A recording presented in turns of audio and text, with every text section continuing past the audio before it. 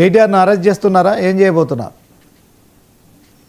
ముఖ్యమంత్రి రేవంత్ రెడ్డి గారు ఓపెన్ గా చెప్పడం జరిగింది, చట్టం దాని పని అది చేసుకుంటా పోతుంది, నేను ఎవరి మీద కక్ష సాధింపు చెయ్యను, కక్ష సాధింపు చేయాలనుకుంటే నాకు 24 గంటలు పట్టదు అనే రకంగా కూడా ముఖ్యమంత్రి గారు ఓపెన్ గా చెప్పడం జరిగింది. నేను ఎందుకు ఈ మాట చెప్తున్నంటే ఫార్ములా ఈ కార్ రేస్ లో ఖచ్చితంగా కేటీఆర్ దాంట్లో ముద్దాయి నిందితుడు కూడా చేయొచ్చు. ఎందుకు ఆయన ఏమంటాడంటే ప్రెస్ మీడియా ముందు వచ్చి ఎస్ నేనే ఇమని చెప్పిన డబ్బులు అనే రకంగా ఆయన మాట్లాడతాడు.